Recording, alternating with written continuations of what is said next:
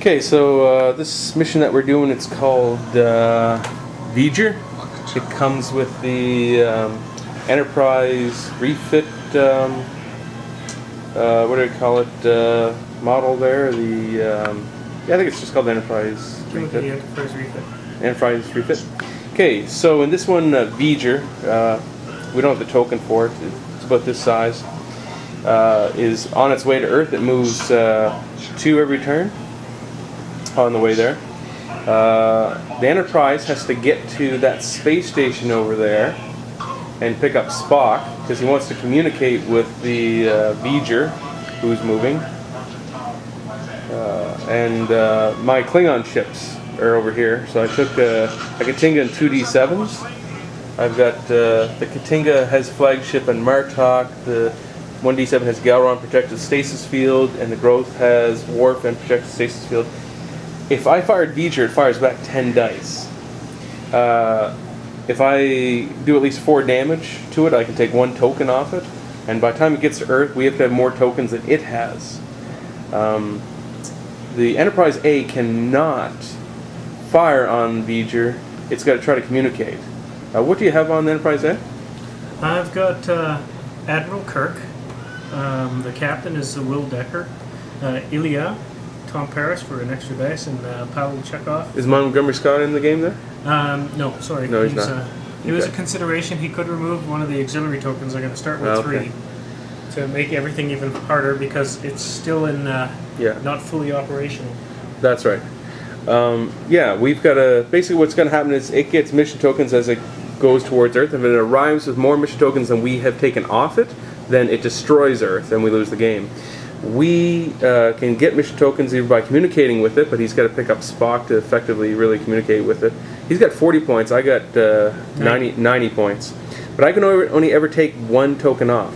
So I'm going to try to use projective stasis field to stop its attacks for at least a couple turns, and that way we'll try to prevent my death. And communication works this way. You get to roll an attack die. If you get a critical, that's a success, and you get 1 token. Yeah. If you pick up Spock, then battle stations are also successes. Yeah. And then Kirk gives you another dice to roll, so 2 dice. Yeah. And if I'm within range 1, I can roll 3 dice. Yeah. If I discard Ilya, I can get 1 extra dice that round. And once she's discarded, I can also discard Will Decker, and he lets you flip 1 dice. Very nice. And count it. So. And the good thing about you is that you can take more tokens off it. As many hits and as many crits and of those battle stations from Spock, you get those tokens. Klingons, no matter how many hits I land, as long as it's 4, I get 1, but no more than 1 token. And he gets to shoot us with 10 dice. Yeah, that's right. Everybody who attacks him or tries to communicate. That's right. Anyway, we'll see. We'll see how this goes. So this is how it looks. Okay, so just like in this scenario, by the way, is from the opening of the Star Trek: The Motion Picture, and just like the motion picture, there's that little outpost from the movie. Spock wasn't actually on it, but in this one he is. And so there's Earth. GER is moving towards Earth. Move 3. That's right. And the Enterprise then is going to try to pick up Spock at that space station, and my 3 Klingon battle cruisers here are heading towards GER, just like they were in the movie. So I got, like I said, Katinga in the back there, it cloaked, and then the 2 D7s, the Growth and the other unnamed D7, we're heading right towards GER, and we'll see how this goes.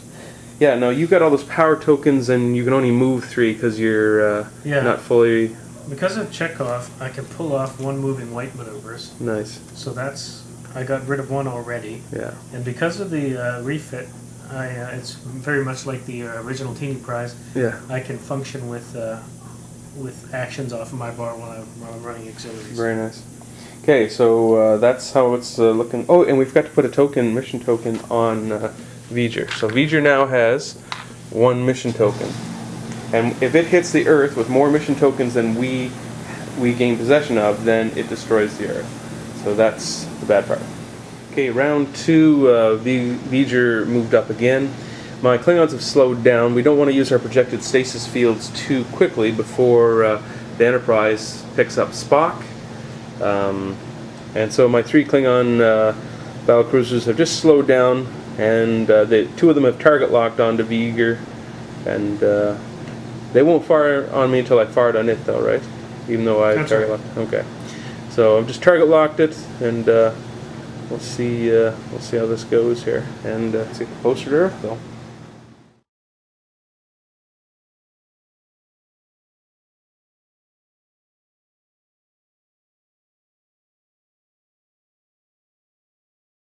Okay, so this is turn 3. My ships still have not fired because I don't want to use my projection stasis fields before the Enterprise can benefit from them. So my ships just move forward, one of my 3 Klingon battle cruisers. But however, Viger now has 3 mission tokens on them. So things are looking pretty desperate now, I would say, because if we don't start getting those mission tokens off by the time he hits Earth, we're already halfway through the game technically, then he will destroy Earth. Now, I can only ever take 1 token off, but the Enterprise, with all its stuff, can take off a lot more. So we'll see how this goes here.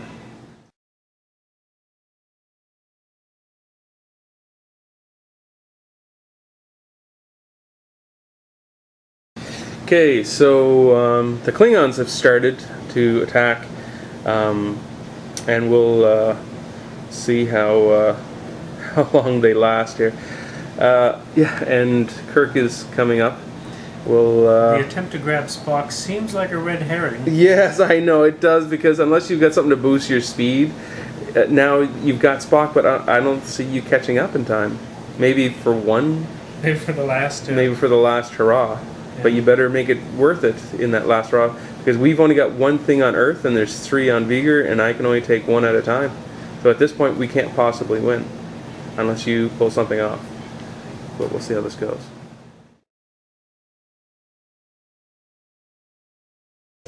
Okay, so this is turn 5 here. The Enterprise is finally coming into the battle. The Klingon Martok fired, did not use projected stasis field. He just fired by himself. He had 4 dice for being the Katinga, 1 for the flagship, that's 5. In range close is 6. And Gowron gave him another one for 7 dice. He alone got the hit, so that's the only one I fired. So I was able to take a token, put on the planet. Planet now has 2, and Viger has 3. And then it fired back and only did 2 damage. Well, it did 6 damage. Oh, that's right, it did 6 damage. 3 shields were taken off. One evade that I had on Martok, and then the 2 hull. Yeah, I didn't even have to spend my target lock. My target lock, yeah. So that was good. So yeah, I lost 3 shields and 2 hull. I don't think I could survive that again, but I could have sacrificed him and not done the projected stasis field. But anyway, for us to win, we need you in there. Yep. So anyway, we'll see how this goes.